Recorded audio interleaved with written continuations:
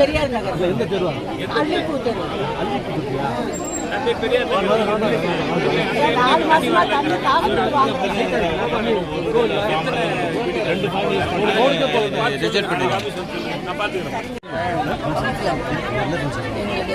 Aadhaar address மாற்றணும்.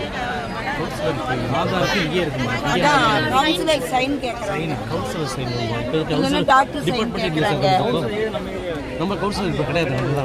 இங்கே அதான் சொன்ன வயசானவங்க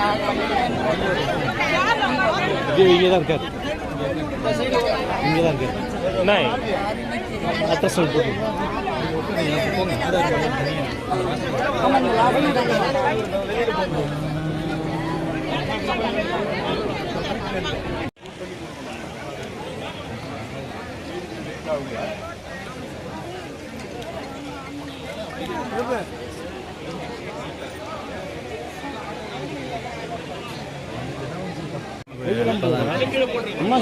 கலந்தா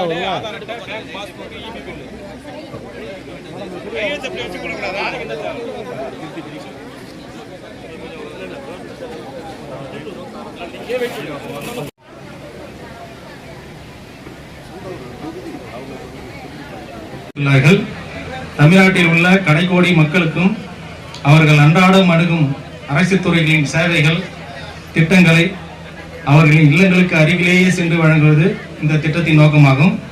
அதுபோன்ற உங்களிடம் ஸ்டாலின் நமது மாண்புமிகு தமிழக முதலமைச்சர் அவர்கள் நேற்றைய தினம் சிதம்பரத்தில் நடராஜர் அருள் புரியும் சிதம்பரத்தில் இந்த திட்டம் ஆரம்பிக்கப்பட்டது என்பது உங்களுக்கு நன்றாக தெரியும். இந்த திட்டத்தின் நோக்கம் என்னவென்றால் மாவட்ட நிர்வாகம் மக்களை தேடி வந்திருக்கின்றது. போக்குவதற்காகத்தான் மாண்பு முதல்வர் அவர்கள் தமிழகம் முழுவதும் நான் முன்னாடியே சொன்னேன், அது மாதிரி 10,000 முகாம்கள் தமிழகம் முழுவதும் இது போன்ற முகாம்களை நடத்த சொல்லியிருக்கிறார்கள். அரசு நம்ம கிராம பகுதிகளெலாம் இந்த முகாமை போட்டுட்டு நகர் பகுதிகளில் இந்த முகாம் இல்லை, போடாமல் இருக்கிறாங்க.